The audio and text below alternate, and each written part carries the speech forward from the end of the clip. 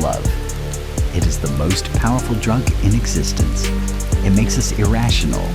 It makes us vulnerable. And in the 21st century, it has become a commodity. We live in an era of digital loneliness. A swipe left, a swipe right. We are scrolling through human beings, like we are shopping for shoes on Amazon. We are desperate for a connection. We are desperate for the fairy tale. And there are predators out there who know exactly how to sell it to us. Enter Shimon Leviev, or strictly speaking, Shimon Hayut. But to his victims, he was the Prince of Diamonds. He didn't just have money, he had the lifestyle of a Bond villain. Private jets, bodyguards, business meetings in Amsterdam, parties in Mykonos. He was charming, he was attentive, he remembered the small details. He made women feel like they were the only person in the world. It wasn't just a date, it was an immersion into a fantasy world that 99% of us will never see. But the dream comes with a price tag, and the currency isn't love, it's debt. Suddenly, the prince is in danger. The enemies are closing in. The credit cards are blocked, and he needs you. Just for a few weeks, just until the security team sorts it out. It sounds suspicious, but you've seen the jets, you've seen the millions. Of course he's good for it. So you borrow, you take out loans, you destroy your future to save a man who doesn't exist. This isn't just a story about a bad boyfriend. This is a global operation, a Ponzi scheme built on broken hearts. He stole an estimated $10 million, but the money is the least of it. He stole their trust, he stole their reality. How did one man manipulate so many? And why? Did the system let him walk away? Welcome to Dark Focus.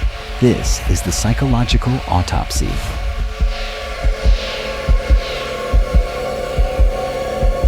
Of the Tinder Swindler. To understand the crime, we must understand the criminal. Shimon Leviev wasn't selling a product. He was selling intimacy. In psychology, there is a term for what he did. It's called love bombing. Most relationships burn slow, but Shimon set them on fire. Immediate affection, grand gestures, constant communication. He didn't just walk into their lives. He invaded them. He told them everything they wanted to hear. We will move in together. We will have children.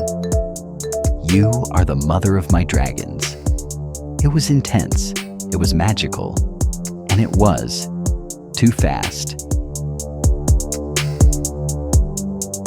This is the red flag that is hardest to see through rose-colored glasses. When someone seems too perfect, it's usually because they are mirroring your deepest desires. He wasn't falling in love. He was reading a script. And you were the only one who didn't know your lines.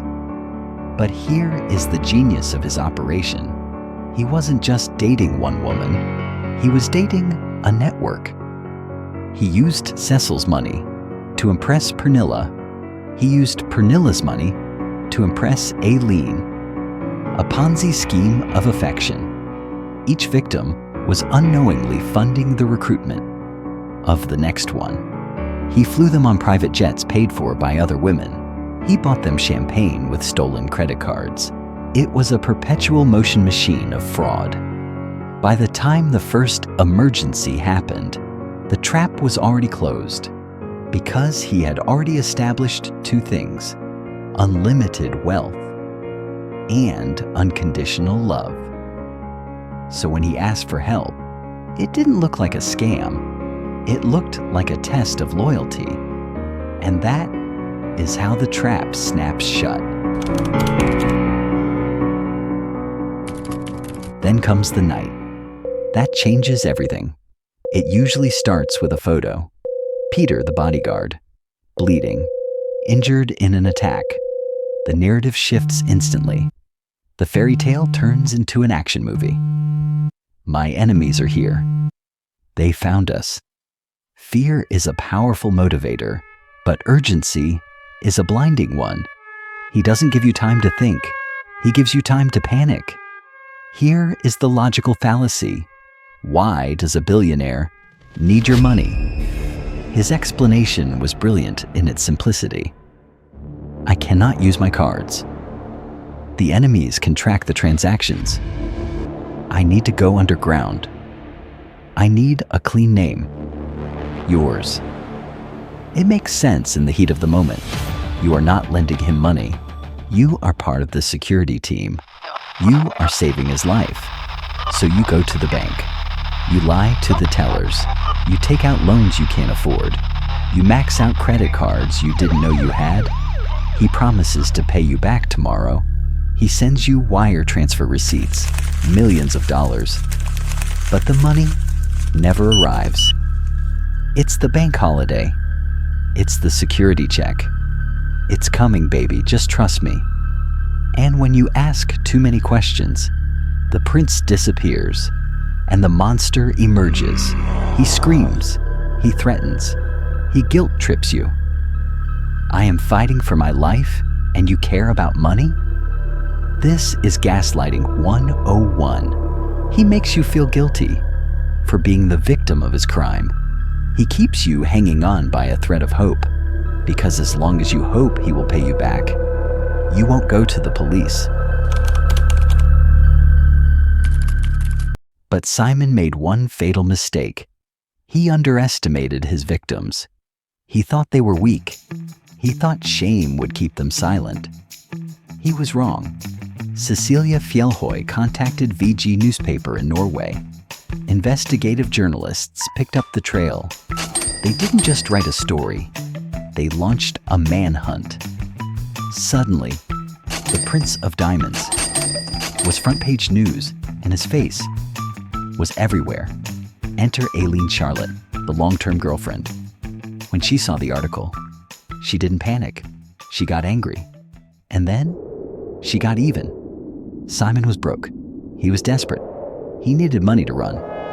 So Ayleen offered to help. Send me your designer clothes. I'll sell them for cash. He sent her everything. Gucci, Versace, Louis Vuitton. She sold it all, and she kept every single penny. It was poetic justice. She scammed the scammer.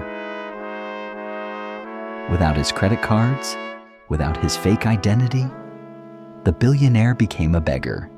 He was eating leftovers in food courts. He was sleeping in cheap hostels. The mask had fallen off completely. It turns out, when you strip away the lies, there is no prince, just a sad small man running from his own shadow. In the end, it wasn't the FBI who caught him. It wasn't Interpol. It was the women he betrayed. Ayleen tipped off the police in Greece.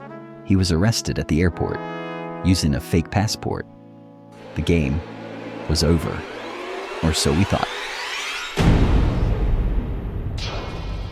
Here is the bitter pill to swallow. Justice is blind. But sometimes it's also stupid. Simon was sentenced to 15 months. He served 5 for good behavior. Today, he is a free man. He is dating a model. He drives Ferraris. He charges $20,000 for club appearances. Meanwhile, his victims are still paying off the debts. They are still fighting the banks. They are still healing the scars that no surgery can fix. What is the lesson here? Is it don't trust strangers? No, it's deeper than that.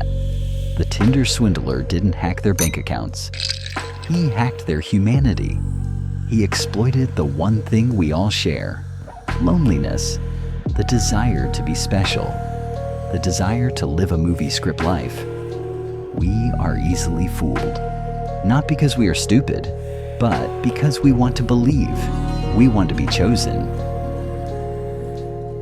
But in a world of curated lies, Skepticism is your only armor. If it looks too good to be true, it isn't a blessing. It's a trap. Real love doesn't ask for your credit card number. And real princes don't need you to save them. The world is full of beautiful lies.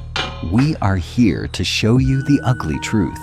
If you enjoyed this deep dive, hit that subscribe button for Dark Focus, turn on notifications, because the next swindler might already be in your DMs. Stay sharp and watch your wallet.